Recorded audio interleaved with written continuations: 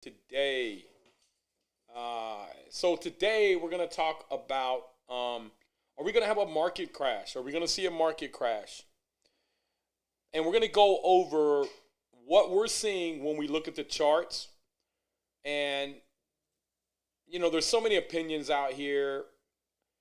And, we look at charts daily.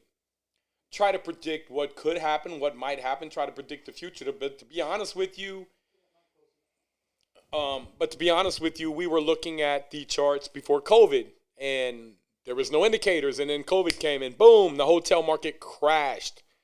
We never thought we would have an opportunity. I never thought I would have an opportunity in my lifetime to buy hotels the way that we're buying them right now. But something weird happened. We had a property under contract. I think it was for $5.9 million during COVID. We were selling it, and it fell apart. And I think we were going to go down to 5.7 even. And, it fell apart because the people were freaked out. They weren't huge buyers. They were smaller buyers, and they maybe had a couple hundred units, and they freaked out, which probably I would have too. And so we just put it back on the market this year, and we ended up getting an offer for $6.85 million, almost $1 million higher, and one for $6.55 million. Now, we took the one for $6.55 million, which was $300,000 less. We should close on it, and then we close on it this month or next month. We got $100,000 hard from them buyers, and they waived all contingencies because they had already walked the unit. That's why we took less. But when we start talking about, is the market going to collapse? And what can you do? What we got to do is look at historically what's happened. And I got some charts here that are pulled up. And I know you people on TikTok can't see it, but I'm going to explain and break it down for you here. This is on realestatedecoded.com. I don't know. It's a /Fred.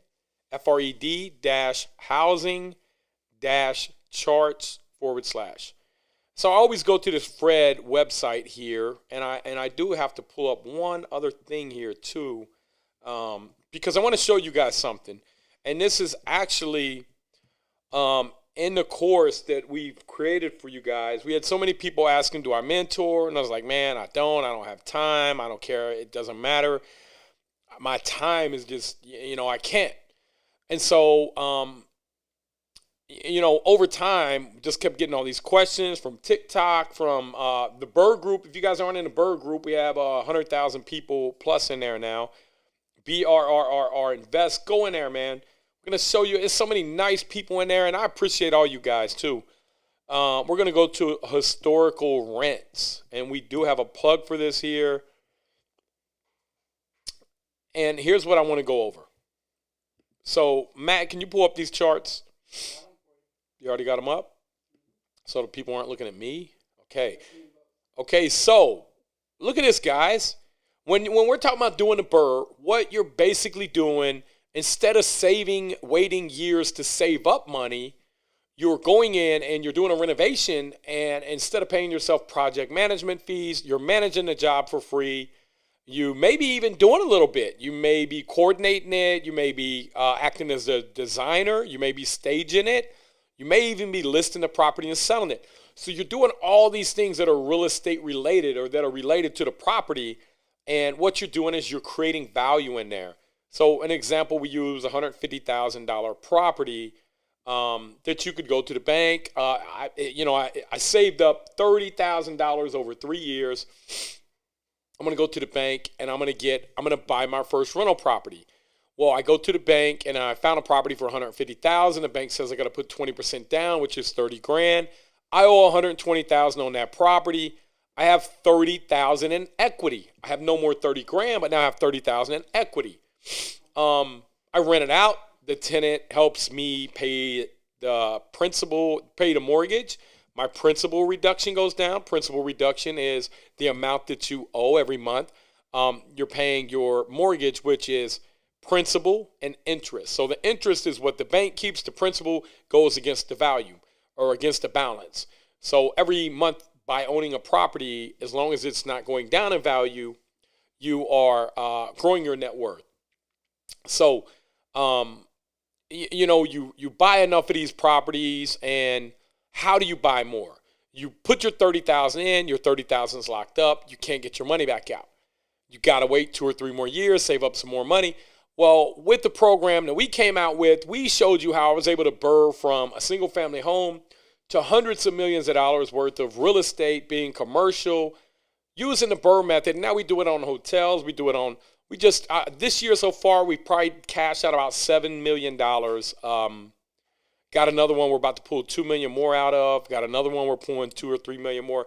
This year alone, we'll probably pull out $12 or $15 million using the burr on commercial properties. And you can do the same thing on residential. The numbers aren't as big. And a lot of people say, well, that's commercial. Well, look, how do you think I got here? My family wasn't wealthy. I sure as heck ain't good looking, so I didn't marry into money. But, I worked hard, and through using the burr process, single family home, I showed you guys how I did the one. I did it in 14 days and created $75,000 in 14 days using the burr. I mean, that's it, an equity. So using the burr, instead of taking your $30,000 and putting it down on that $150,000 property, you bought a property for 80, you put 40 in it. The bank said you got to put 25% down, which was still 30 grand, but now you only owed 90 on it because you got 120 minus the 30 put down, and it appraised at 150. Well, then what happens is you go in there, and once you stabilize, you get a tenant in, you go back to the bank and say, hey, I want to borrow 80% stabilized asset. They give you 80% back, which is 120. You pay off your $90,000 mortgage, you got the 30 grand, you go do it again. That's how you become wealthy really quick, guys. So, but what I want to talk about today is, will the market collapse? I don't care. And here's why I don't care, guys. And, well, let's look at the charts. See what the charts say. Here. Hey, guys, let us know where you guys are coming from. Let us know where you guys are chiming in from. What you guys want to know. Over there on the Bird Group, let us know where you guys are at, how the weather is where you're at, what your favorite color is, what kind of dog you like. I don't care. Hey, let's talk about some good steaks, man. I'm vegetarian, so we can talk about what kind of cows you like to eat.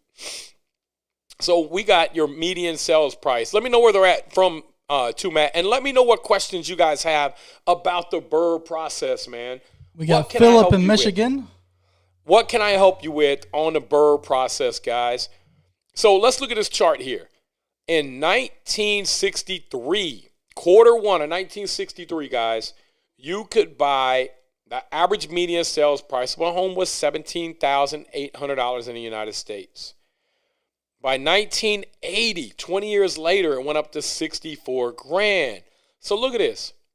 From 63, it was 17.8. 73, let's see here. It was 30 grand, so it almost doubled in value. Then let's go from 73 to 83. Look at that. It doubled in value again. 69,000. From 82, it was 69,000 to 82. Let's look at 92. Look at that. It's 120 and 92. Let's go from 92 to 2002. 92 to 2002.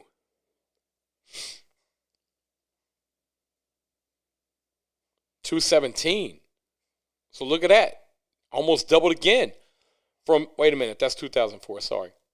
2002, 190. So let's go back again. 92, it was 126. Then 2002, it was 188. Now let's look at 2012. We know we had a market correction. We know the price fell in 07. Are you guys looking at this chart? Are you seeing this?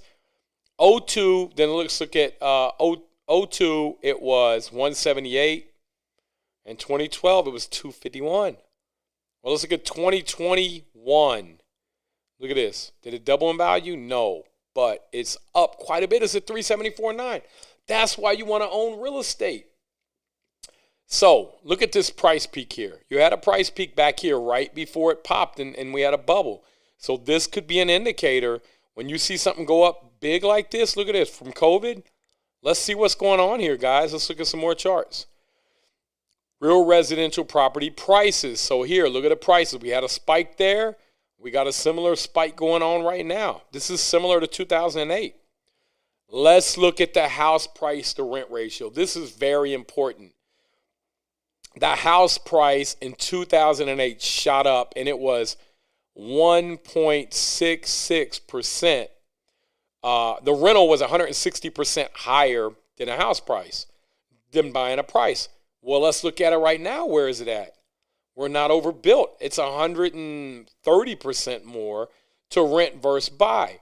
So look at that. That's about historical long-term average if you're looking at the chart.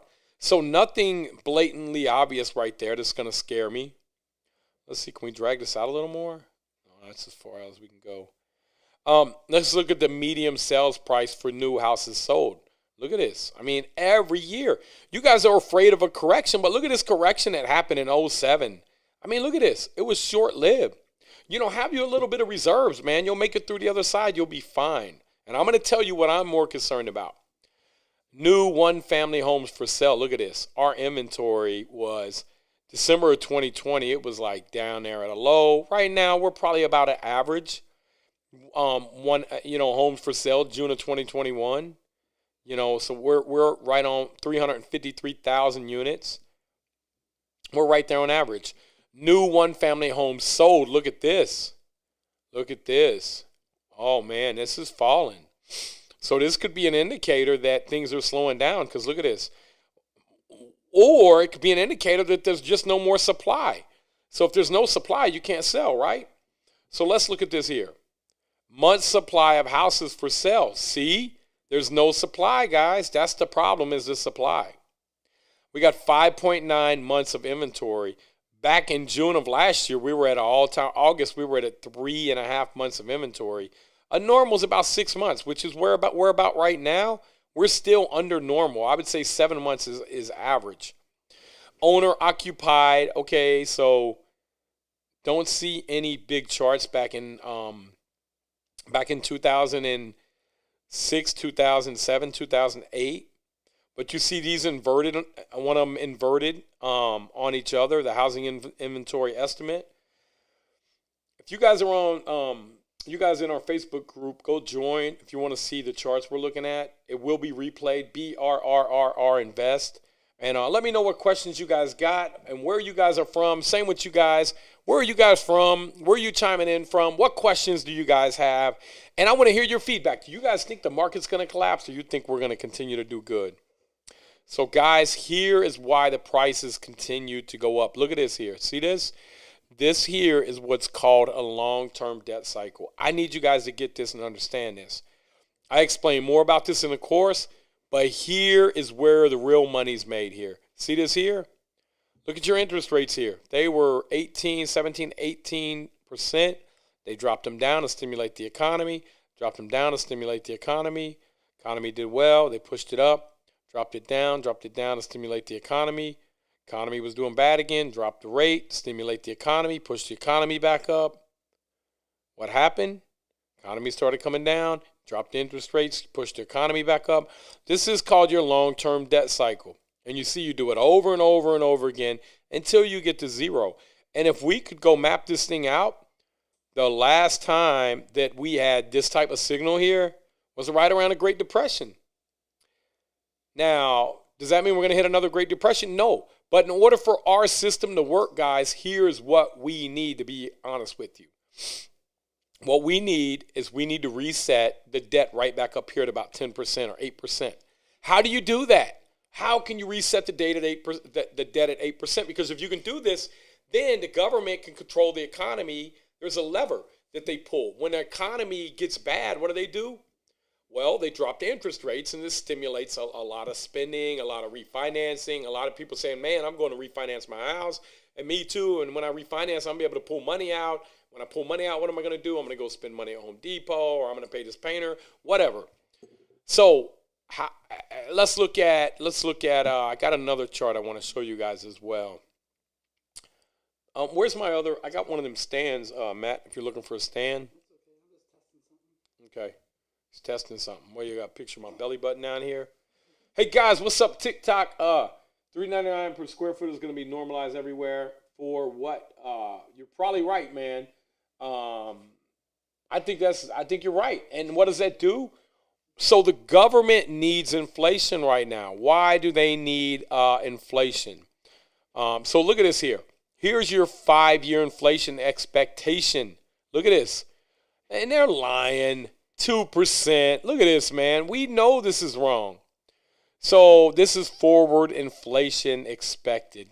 Cut it out. We already seen the charts. This is what the Fed's saying is 2%. Man, it's 5 and 6% in May and June. I think it was 5.8 this. It was 5.8 in June. In July. Listen, they need inflation. Here's why the government, I think, is lying about that. If the government said, "Hey, we got 5% inflation," the Fed's job is to come in and control inflation and keep it at 3%. Here's why, guys. I'll show you why. Let's say you had average home, $360,000 right now. I can't do it on that calculator. I probably don't know how. I ain't that smart. I know how to do it on this one, though. So look, here. I'm going to go here. And let's say you had, and here's why, guys. So you had a $370,000 house. Let's say this house is going to go up 1.07% a year, and then you're going to do that, let's say to the fifth power. That $370,000 house is worth $519,000. Wages would have to go up with that, which that's good, because I think for wages to go up, guys, I think what the government needs to do, and I know this isn't popular with you guys, we need inflation. The government needs inflation, and here's why. We have $30 trillion in debt. We only have $22 trillion a year GDP. We tax that at about 30%. 30% of $22 trillion is $6.6 trillion. Well, if the government can create inflation and make everything cost more, we know we can't create more goods and services. But if we make everything cost more and you pay everybody more, then all you're doing is giving everybody a pay raise, and you're paying off this $30 trillion debt. So you push let's say you push the GDP over the next 10 years to $40 trillion. You tax that at 30%. That's $12 trillion. So now you got $12 trillion to service the debt with instead of $6.6 trillion. That's why the government is saying, "Oh, there's no inflation. There's no inflation."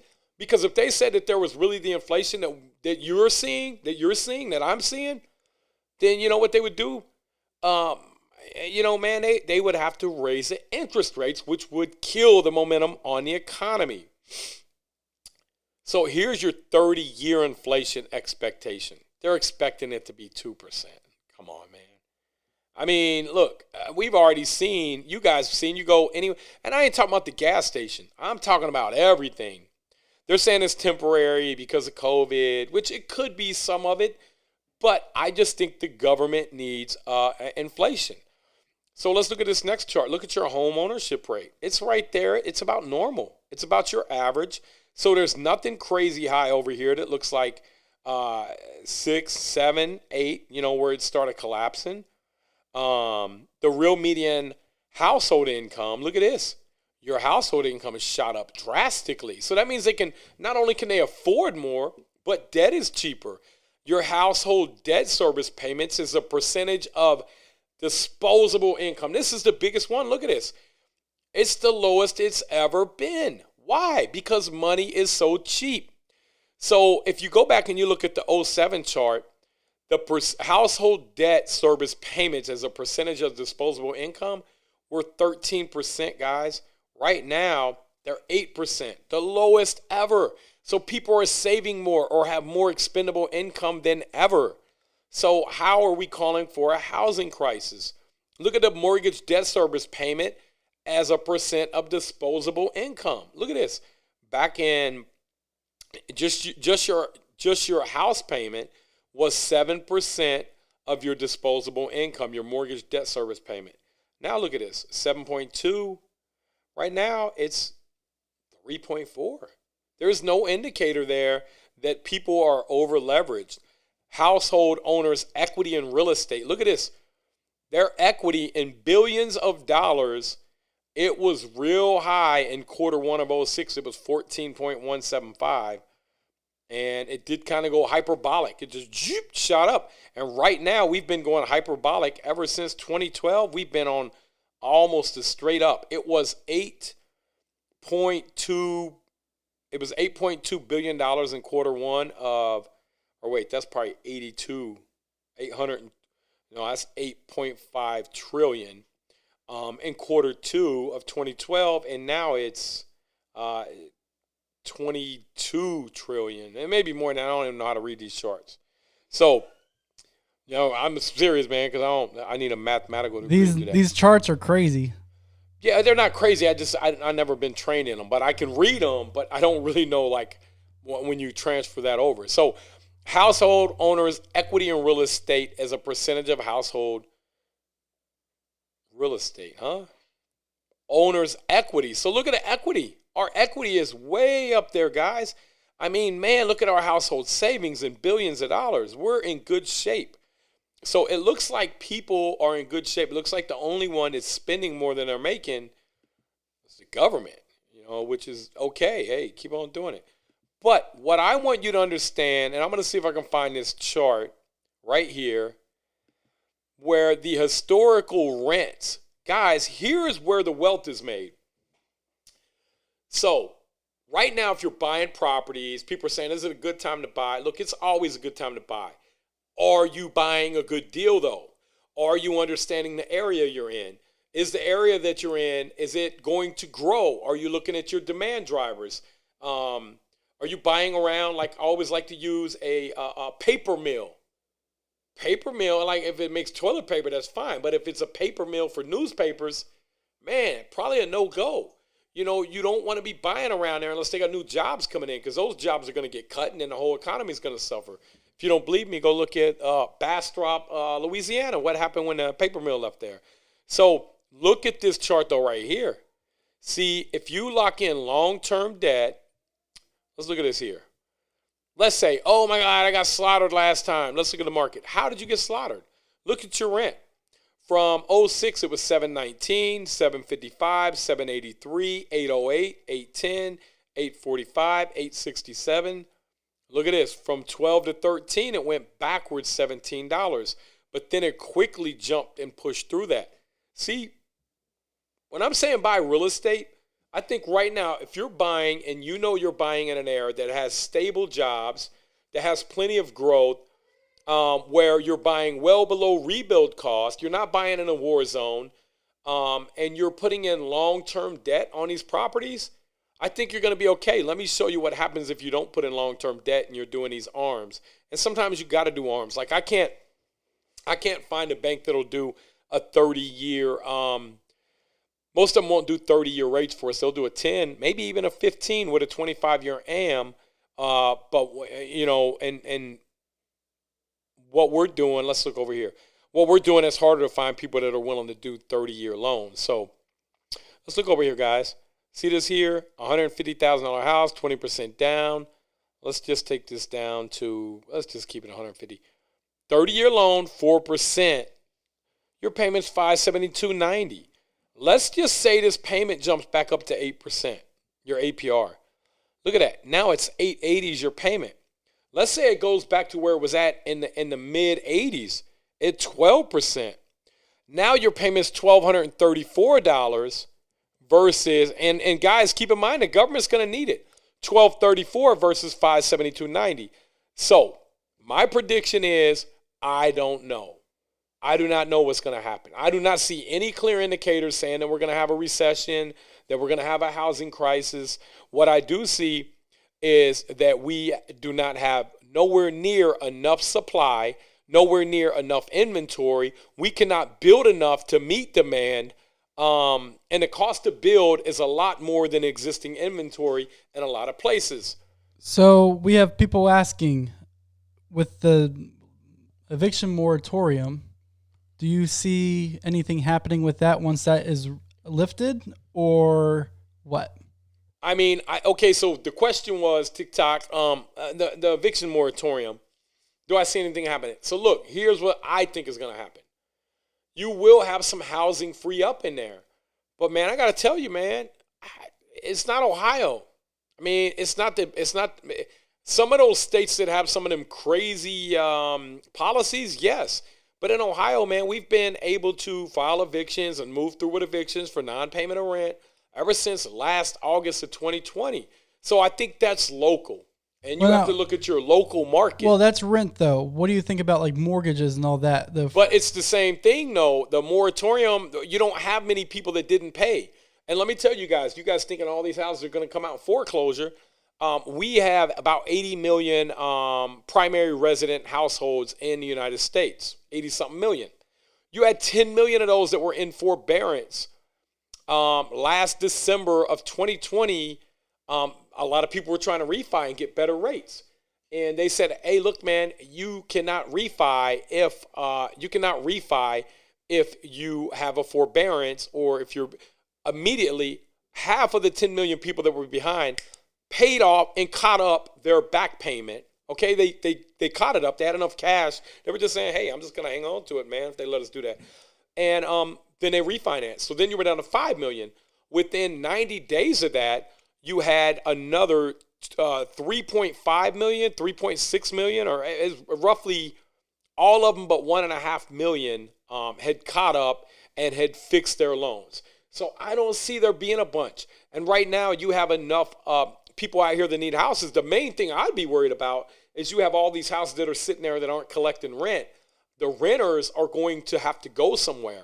And when they have to go somewhere, then you're going to have all these houses come empty. So they're really just going to be moving from this house to that house to this house to that house. It's not like the people can say, well, I just want to not live somewhere.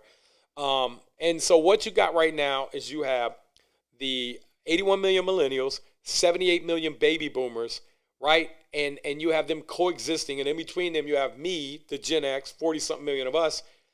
And, you know, the baby boomers are not moving out of their houses like they projected or predicted they would. So now we have a housing crisis because they're living longer. They're staying put. They went through the 2008 financial crisis, and they're saying, you know what? I don't want a bigger, better house. I'm okay here. Or I'm not ready to downgrade, whatever. Or if I sell this, I got to go buy something that's way more expensive. I'm just going to hang on to my house. So what that's creating right now is we need 8.5 million more homes right now between now and 2030. We're about 2.5 million short in the United States right now. We're building about 1 million a year, but that 2.5 million will continue to go up. So you're not really effectively absorbing all your million that you're absorbing this year. To put that in 1975, we built almost 2.5 million homes. We're only building 1 million this year, and our population is much bigger. Why? Because the cost to really build these things, to really come and build a normal house, you know, a 2,200 square foot, 2-car garage, 4-bed, 2.5 bath, man, you're $500,000-$600,000 in the Midwest. So people can't afford $500,000 or $600,000. They can afford about $350,000. So the one thing that I think they need to do, the government, if they do a 40-year loan with a 10-year IO, interest only on the first 10, that could help solve the problem. And then we could start building enough inventory, because a $500,000 house with a 30-year AM, if you did one interest only, $350,000 house, 30-year AM versus a $500,000 house with a 10-year IO, the payment's going to be about the same. So the government probably needs to come up with some solutions. But right now, from what I see on the horizon, is buy property, buy it right, do the BRRRR, make sure you got reserves, lock in long-term debt, hang on to that property, and you're going to be fine. So now, what questions do you guys got? So I just want to chime in real quick. There's some people saying that they think that 30 million people are behind on their mortgages, rent/mortgages. That's not true. Just a heads up there. That is not true. Well, it could be between. No, so we got there's 2.1 million as of March that were behind on their mortgage. Yes. And then another probably 6 million behind on rent. Yes. So it's not 30 million. So. Well, yeah. Where are they getting their data from? Ask them that. Well, this is from Forbes and. No, but where are they getting their data? Oh, I'm not sure. Are you guys making it up? Because you can't just throw numbers out, man. We're going to fact check you. We got Google and we got high-speed internet. So we're going to fact check you, man, because we don't want people having bad data.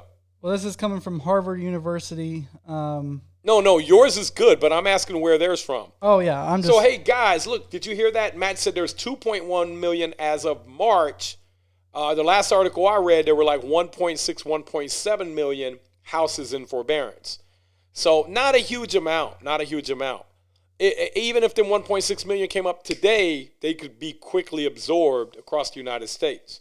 So, and then, so go ahead, guys. Let's go with your questions, man. Do you think starting a small business, to bankroll the startup of a bigger business makes sense? Yeah, man. I mean, that's a loaded question, brother. So I'm into real estate. That's what I do. I'm into starting a small business that is going to vertically integrate. In other words, you start a construction company because your long-term goal is to do properties, right? Now you're vertically integrated and you're going to step in there and you're going to be able to be your own contractor and pay yourself to do the work on your own property. That's how you can make a lot of money. So they sent a link. Well, actually, I'm going to send this to you to let you open it. And you can read it out loud or you can read it with everybody. Give me 1 second. This is from August 7th of 2020. This is too old. We need new data. August 7th? Yeah, this is from 2020. Oh, 2020. Okay, yeah, guys, this is too old right here. I don't know what this is, but we're not looking at 2020 data. It's 2021. This is 12 months ago. Yeah, this was in the middle of COVID. Yeah, so the article I'm reading is from June 22nd, 2021. Okay, so guys, yeah, an estimated 30 to 40 million renters could be at risk of eviction, but this is a year ago in the middle of COVID. This is old data, guys. Make sure you're getting good data. Look at the dates on it because it's not relevant anymore, to be honest with you. The new information is relevant. So I think that's my tenant, all that crap in front of that house right there. Go ahead and pull up what I just sent you on my iPad. Would you send this? I got this pulled up. The one you sent me? Yep, the 8 million households. Where is it at? Where'd you send it? It is in my messages. In your messages? I am on your messages and okay. Which one? The top? Okay, the bottom one there. Okay, so guys, here, 8 million households face foreclosure or eviction next week. Okay, guys, I'm going to read this. This is from June, by the way. This is from June of 2021. June 22nd, 2021, guys. It's from Forbes.com. A staggering 8 million households face foreclosure or eviction. Here's what you need to know. Mortgages, foreclosure, and eviction. The COVID-19 pandemic has wreaked havoc on all walks of life, and housing is no exception. New research from Harvard University shows that 2 million homeowners are behind on their mortgages, and 6 million renters are behind on their rental payments. So here's another problem. The federal moratorium that prevents foreclosures for owners and evictions for tenants is set to expire. So here is what 100% I would be interested in seeing. The 2 million homeowners are across the country. Those can be absorbed in almost any market. The 6 million renters, what cities are they in? Because I would think that a big portion of them are going to be in California and New York, which most of us do in the burr. Man, we ain't doing the burr there, man. We ain't doing the burr there. You guys know what the burr is, right? Matt, what you got, man? You giving me sign language. I don't know what that means. So, Matt, can you find out see if we can find a breakdown of where this is at? And I'm going to tell you guys, man, if you're a homeowner and people aren't paying your mortgage, you got to be proactive. You got to go over there and talk to that tenant. We've had tenants that didn't want to pay us, and we went and talked to them. And hey, look, man, this thing's not going to last forever. We don't want this to go on your record. What can we do to help you out? We need this paperwork filled out so that we can get you some help. And, sometimes we would even have to do whatever we had to do to help them fill the paperwork out. If they didn't know how to read, they didn't have transportation. We did whatever we had to do to help get them through COVID and stay current on their rent. So if you're not doing that as a landlord, then, you need to think about what you can do. Don't give up. Don't bury your head. Now is the time to pick up and be an entrepreneur. And you have to say, you know what? I am going to get this done. I'm going to call my local officials. I'm going to ask them, who can I get to help my tenants out? not just maybe with, my partner Matt and Steve, man, and Robbie, they came up with a great idea. They said, let's go do a GoFundMe for our tenants. We raised $15,000. And it wasn't for the rent. It was, does anybody need any gas money? Does anybody need food? Does anybody need help with utilities? That was last year. Come November, my partner Matt called. He said, man, nobody reached out and needed any of this money. He said, we're going to call and see if they need it for Thanksgiving meals. And so that's what we ended up doing a GoFundMe for, really, was Thanksgiving. We didn't know it. So you got to be proactive anytime you own a business, and that's how we've been okay through this whole thing. And actually, our rent growth has actually grown. So you guys let us know what you're struggling with. You burr all the time in California. What part of California you burring in? And I'm not saying there's not pockets, but we got a group with 100,000 people in it. And most of them, man, their perception is, man, it's hard to burn in California. So it's better to do a longer term, higher interest and lower payment. It's better to, in my opinion, if you're going to hang on to this house. So I did an analysis earlier. A 3.5% rate versus a 4% rate on $120,000 is a difference of, it's $34 difference, man. So it's $34 difference per month. So if you lock that thing in, but let's say you go to year 5 and your rate's not 4% anymore, it's 7%. It's $225 more per month. So you think about that, man. Over 7 years or 5 years, you save $2,000. Here, I got it right here. I did the math earlier. Over 5 years, you saved, getting that 3.5% versus the 4%, getting a 5-1 arm versus a 30-year fixed, you save about $2,000. 34, let me find this here. I'm going to get it for you guys. I want good data. Okay, so... Okay, it was $572.90 at 4% with a 30-year AM on 120 grand. If you drop down to 3.5%, it was $538.85. So the savings of $34 times 60 months, a savings of $2,043 over 5 years. But let's say in 5 years you go from a 5-1 arm and it jumps up to 7% rate. You're at $798. So you are a difference of $225 a month. And I'm telling you guys, the interest rates are going to go back up, man. You guys have been spoiled. I've been doing this. I've been investing a long time. I understand the economics. I understand what the government, what they have to do. They have to create debt. They have to create inflation to get out of debt. Once they do that, it's going to spiral out of control. They're going to have to come in and slam and push the interest rates real high overnight like they did in the late 70s, where we went up to 18%. And if you're caught in that cycle, you could go bankrupt. So don't be greedy and worry about that extra $34. And even if you're saying, well, I'm going to sell in 5 years. Man, how do you know? In 5 years, there might not be any buyers, guys. So protect yourself. I sent you another link. Okay, Matt, send me another link. What'd you find, Matt? This is the forbearance probably by state, like just the highest. Okay, so does it correlate with the 6 million that Forbes is saying? I didn't really look at the percentage numbers. Okay, so forbearance rates of allow all. Okay, so someone's trying to hack in your computer, Matt. I just told them that it's fine. Okay, so if your computer gets hacked, that was me. You went past it. Okay, so this $40, $40 a month. I have it on mine? So you have it on yours? Click on it right there. Where? Just click on the screen. Anywhere? Yep. Okay. View for free right there at the bottom. See it right there? Right underneath the green button? Yep, view for free. Oh, hold on. They need my blood type. Wait. Hold on. Go back. I don't know why. So Matt's sending us bad information. I have access to it. Okay, so Matt, just tell us what it says, man. All right. So okay, hold on. Let me download a PDF. No, it's going to cost you. Okay, well, why aren't we a premium user? Because you got to pay for it. All right. All right, you got Washington State at 2.17%, Virginia at 2.29%, Massachusetts at 2.36%, Colorado at 2.38%. So now are them the cities with the highest? This is like the country, the states. You're the states with the highest? Yeah. The highest is 2%? No, I'm going. Okay. Just tell us the ones that are high. I want to know the ones that make up 50%. Right, the highest is New York at 5.17%. Okay, so New York's 5.17. New Jersey's at 3.97. Okay. I don't know what you're typing in.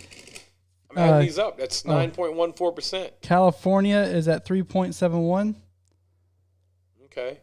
Florida is at 3.66%. Good. Maybe I can buy a house down there. Texas is 3.35%. And Illinois is 3.01%. So that's the top 6. So you got 6 states that make up almost 25%. Those are big states, though, so they should make up. So, again, it's spread out. It's widespread. So if you take that 3% and you spread that out, that is quite a bit for 1 year. But what's going to happen? Could we absorb 3% inventory in Houston, Texas right now, in Dallas, in Austin, in San Antonio? So I think most of that stuff's going to be absorbed in most of them states. New York has his problems cut out because of the stuff they're doing with their taxes. And I think California could too. A lot of people are just fed up and don't want to pay all them taxes. But overall, guys, man, I think that's, you don't have to worry about that too much. If you're doing successful burrs, you'll be fine. Just make sure you got plenty of cash reserves. So, guys, let us know your questions. I'm going to jump over here. All right, well, come on, man. Let's go through some questions. All right. So you buy houses/buildings with your own name, or do you? Hold on, I just opened up a link on accident. No, we use. Or do you use an LLC? We currently have one rental, but it is under our LLC, and wondering if I should keep buying under my name and transferring it to my LLC, or do you think umbrella policies are good enough? Well, umbrella policy is. Umbrella policy is insurance, so that's different. But I don't care how you get it done. Get it done. I don't care if it's in your name. That's something you need to talk to your accountant about and your attorney. That's more structuring. What'd you say, Kobe? Oh, that's more structuring. When you're doing that, you're structuring your asset protection. So it doesn't matter, man. The main thing is get the deals done. Burr the deals if you can. If you can't burr the deals, then I don't really even know how to buy real estate if I ain't burring deals. If I'm burring deals, that's all I know. So I don't care if it's in your name or not in your name. Just get the deal done. So after all that being said, do you think the housing market will possibly crash sometime soon, or do you think it will stay hot like it is now? Well, real estate is, here, let me show you guys something else, man. But to answer your question, yes, it'll pull back and correct. It's a cycle. It always does. But in order to go through the cycle, you have to overbuild the cycle. We're nowhere near overbuilt right now. But what can happen is we can be overbuilt tomorrow. So it will not always stay hot like this, But what I want you to look at is this right here. I want you to lock in long-term debt and not care, because look at this here. You lock in long-term debt, you're renting it, man. Look. Your rent is not going down. Look at this.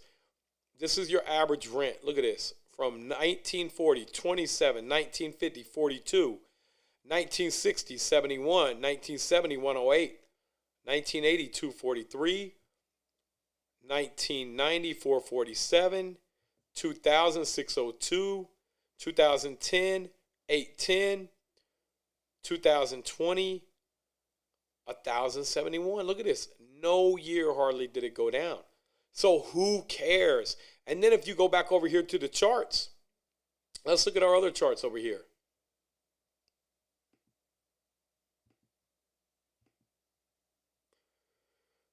Where is our, I don't know, it must have went away. Median sales, here it goes. Okay, look at this. Look at your average sale price. Look, who cares? It goes up over time. Your sales price goes up, your rent goes up. Lock in long-term debt, it's not going up. But you have to know what area to buy in. If you don't know what area to buy in, you need to watch some of my videos, or even we got a course that shows you how to know what areas to buy in. That's a crazy jump. Look at that, straight up. Where at? Here? Yeah. I know. That's insane. That's why I think we but you got to understand what caused that jump, guys. You know what caused that jump? The millennials. Nope, it was not the millennials, brother. The federal government caused that jump. Do you know how they caused that jump? Well, the interest rates, yeah. They lowered interest rates and people could afford to pay more. That was it. Nobody goes and says, man, I think I want to pay $350,000 for this house. They go in and they say, they go to the bank. People don't even go and say, I want to buy a $350,000 house. They go to the bank and the bank says, here's what you qualify for. Once you figure out what you qualify for, at 5%, you qualified for $290,000. At 3%, you qualify for $350,000. So a $60,000 difference just in your interest rate, dropping 200 basis points or 2 percentage points. I mean, that's what happened, guys. That's why it went up. So come on, man. Next question. Let's get some questions out of the way, guys. All right. What about new builds with the BRRRR? I mean, new builds are a lot harder to do because it's so expensive. I mean, what market are you in where you can do that? Is he in a market where you can do that? I don't know. Yeah, ask him. I mean, great idea, but you ask him. But here's the thing I don't like about building. Building is going to take you 12 to 15 months. By the time you get your approvals, by the time you do everything else, if you're doing a normal BRRRR, man, you're done in 90 days, brother. You're moving on to the next one. Now, if you're doing a whole bunch of them, like we got 100 and something acres right now we might develop, and we might do 100 houses in there that are rental communities. That might work. It might work. Yeah, So somebody said, unless you're talking commercial, even still work from home is here to stay. Yeah, I think a lot of that is true. I think you're right, but I think a lot of people will start coming back to the offices as well. Corporations are going to start pushing that. But I think a lot of the corporations are moving out of New York too, man. They're moving down to Florida, man. Because if you're an executive and you had this opportunity to move from New York, and New York is nice, man. I ain't gonna lie. Manhattan is awesome. But I wouldn't want to live there. But I wouldn't mind visiting. But Florida's nice. Now, I wouldn't mind living there. All right, guys. Drop questions for us. We have hardly any questions in these chats today. So you ain't got no questions? No, unless I'm not seeing any of them. You guys ask your questions, man. We got any questions? Yeah, ask away. Look at this apartment building we're doing, man. This place is amazing here. Didn't you just do it? Oh, wait. We have an announcement to make, too. You know? Yeah. What's the announcement, Matt? No, what's the announcement, Nate?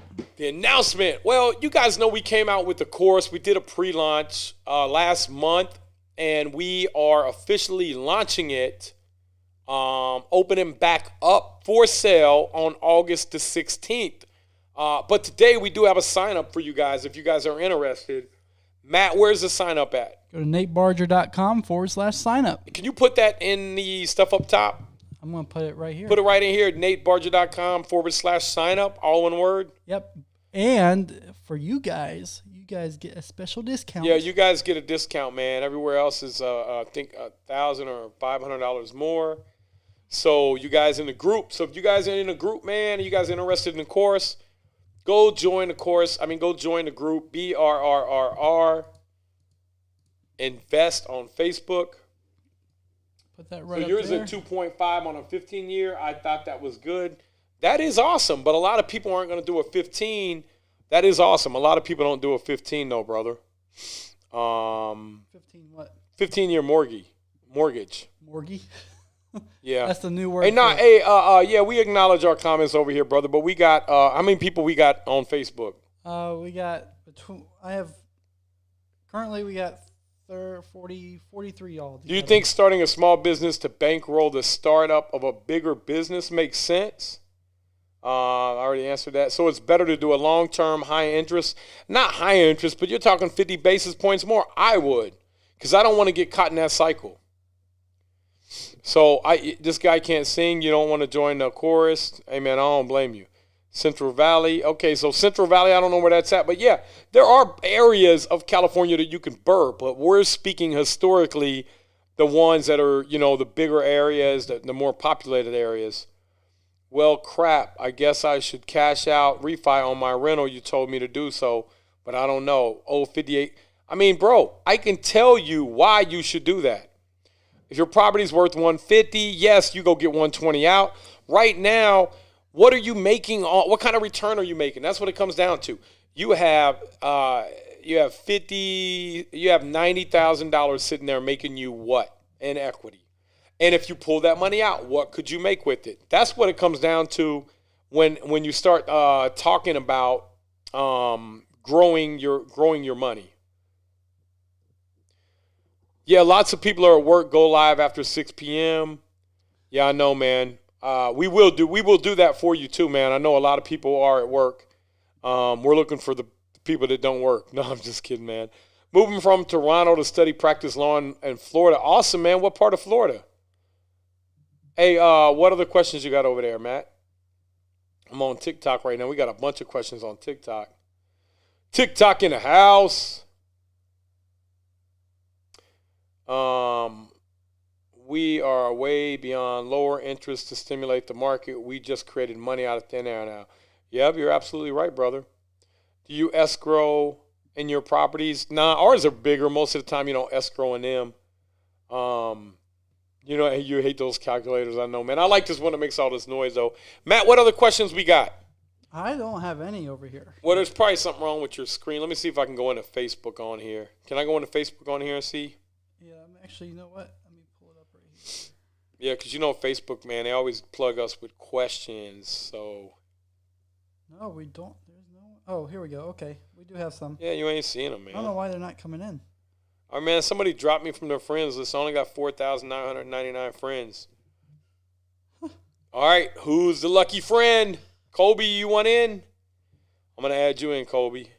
We got Alex asking, how's the weight loss juice cleanse going? Well, I am down 27 pounds, and I'm keeping it off. But you haven't been drinking juices. I've not been juicing since June. But, man, I'm down 27 pounds. My shirts are too big. They were making fun of me on TikTok. Look, my shirts are too big. So now I got to go spend all this money and get new shirts, man. So maybe I'll just pick the weight back up, then the shirts will fit again. Nah, bad idea. All right. So, what else you got, Matt? Any other questions? I'm going to go on here and see, man. Yep. All right. You ready? Yeah. Do you recommend financing the rehab cost within the original loan or funding it elsewhere, personal capital, etc.? Nah, man, I try to roll everything into the loan. Here's a perfect burr for me. Here's what I like to do. Construction to perm financing. What that means is you have, guys, is that you have a construction loan that's going to take care of the acquisition and the renovation, all your holding costs, your gas, your electric, blah, blah, blah, blah, blah. Let's say it's a $200,000 project or a $2 million project. Doesn't matter. The bank wants you to put 25% down. What I like to do on a burr is have all of our cash back by the time we take that last final draw in a perfect burr. That way you don't have to worry about going and doing a refinance on it. You know, it just goes from a construction to a permanent loan. Let that equity ride. Let that 25% equity ride and keep it moving. Keep it moving. All right.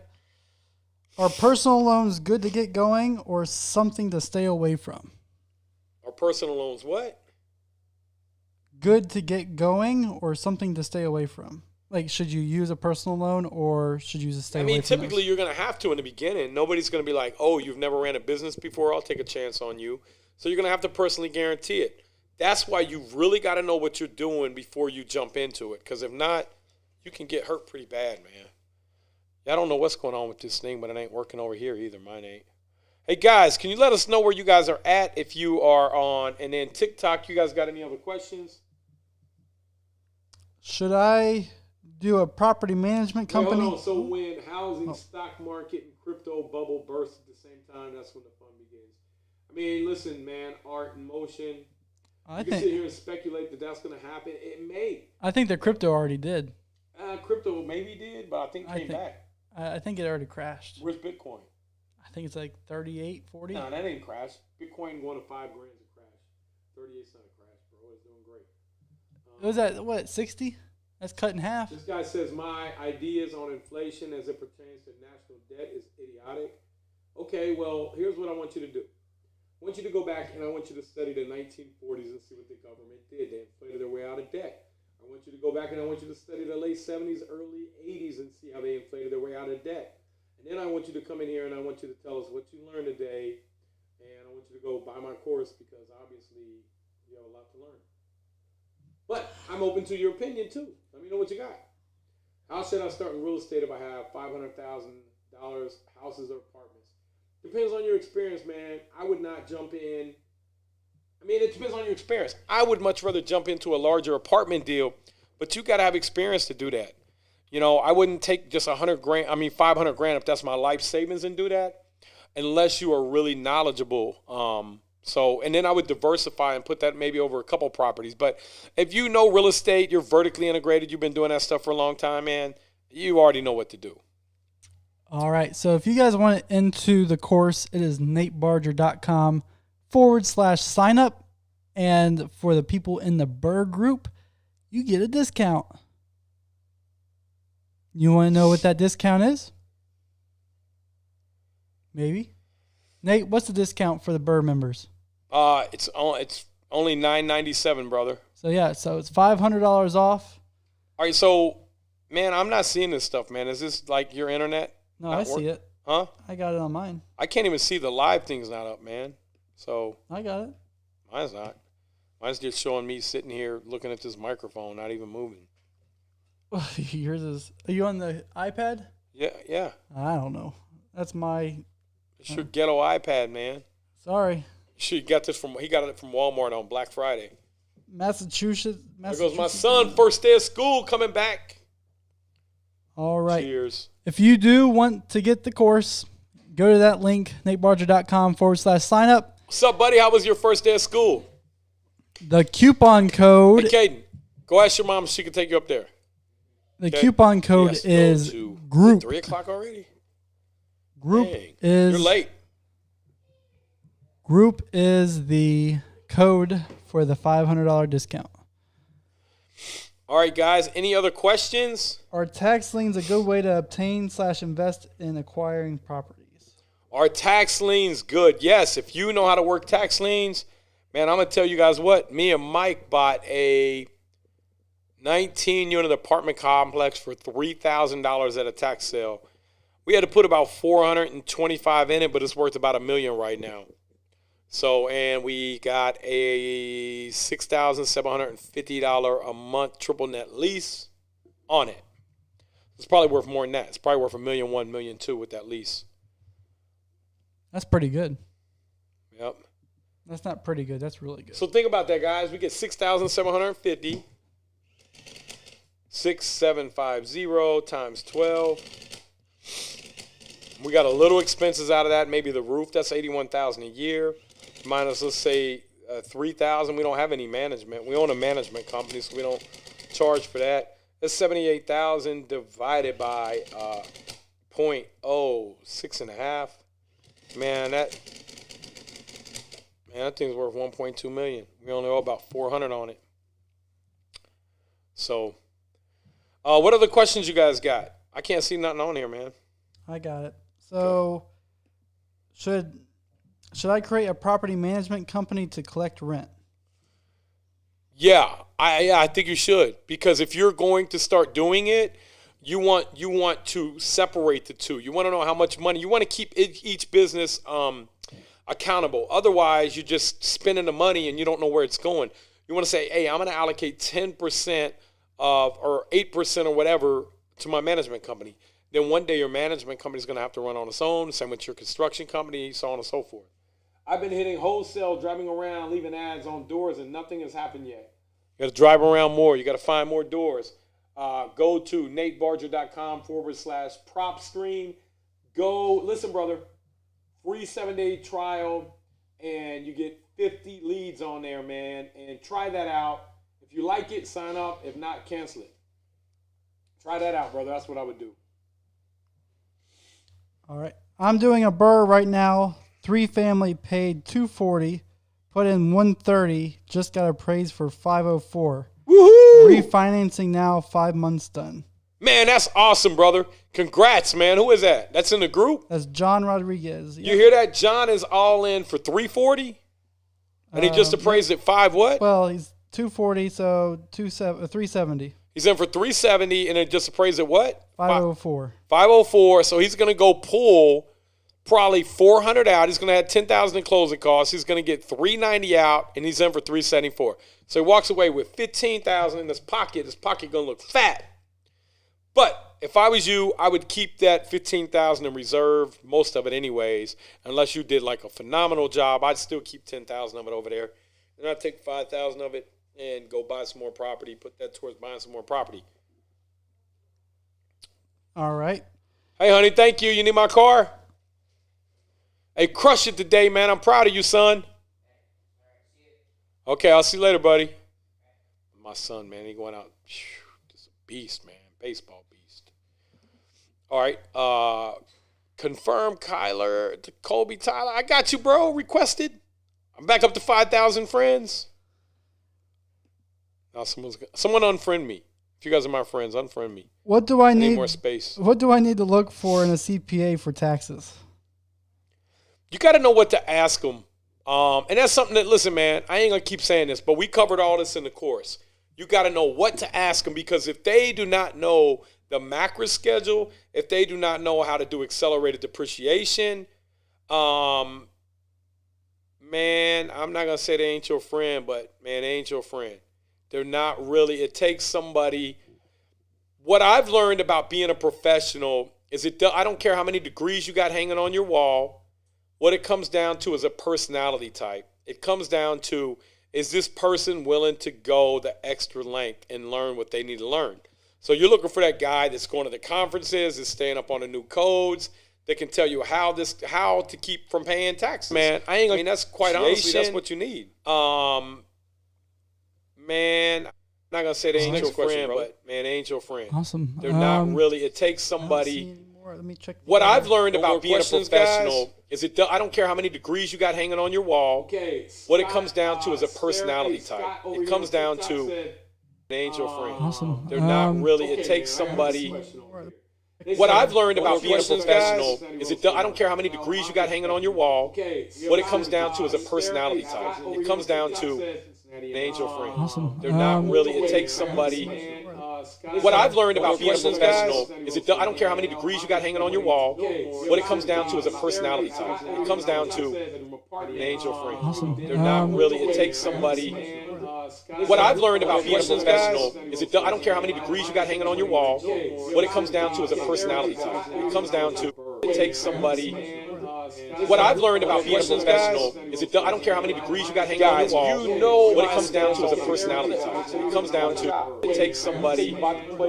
What I've learned about being a professional is I don't care how many degrees you got hanging on your wall. You know what it comes down to is a personality type. It comes down to it takes somebody. Closing professional.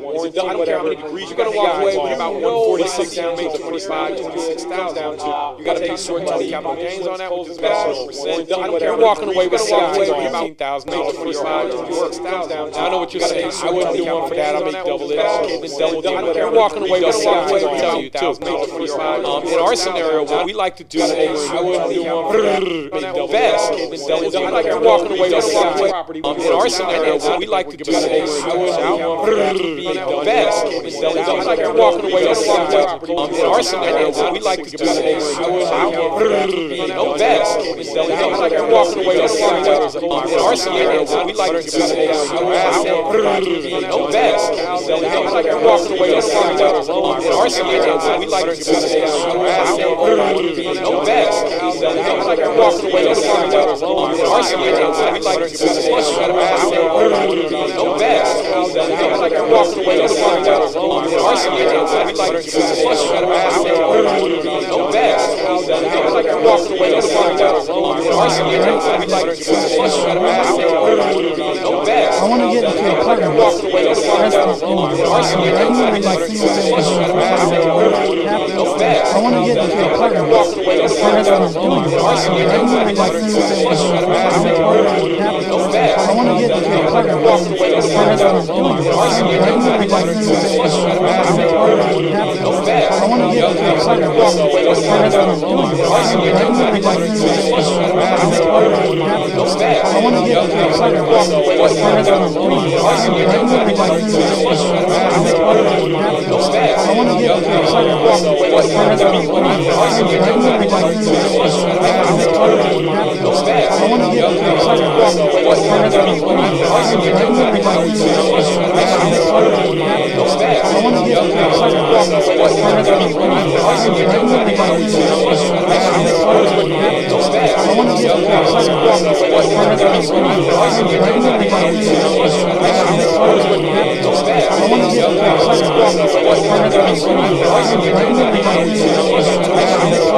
get into an apartment. Rest is going. Regular like single family. I want to get into an apartment. Rest is going. Regular like single family. I want to get into an apartment. Rest is going. Regular like single family. I want to get into an apartment. Rest is going. Regular like single family. I want to get into an apartment. Rest is going. Regular like single family. I want to get into an apartment. Rest is going. Regular like single family. I want to get into an apartment. Rest is going. Regular like single family. I want to get into an apartment. Rest is going. Regular like single family. I want to get into an apartment. Rest is going. Regular like single family. I want to get into an apartment. So, can you hear it fine? Well, that's what the people were saying. So,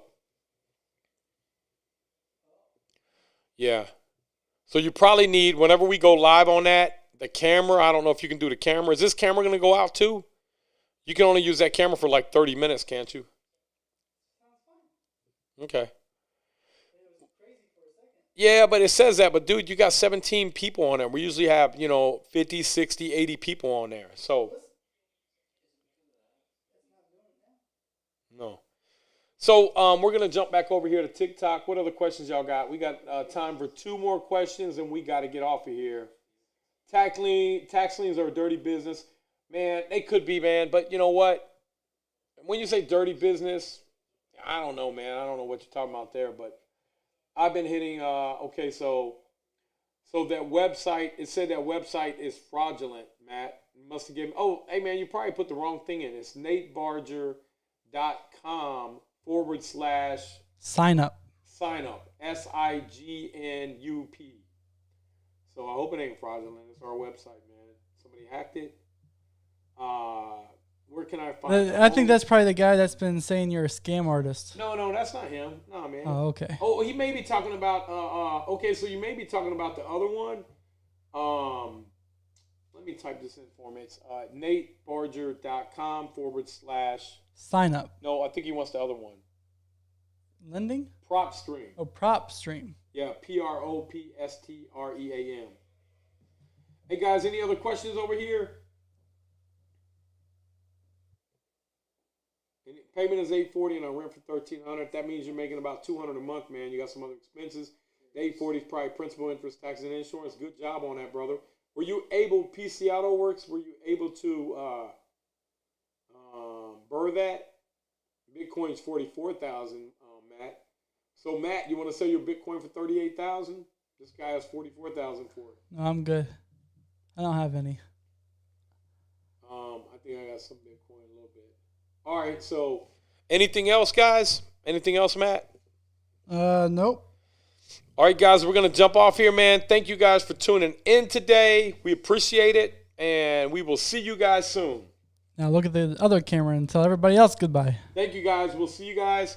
Thank you, guys. We will see you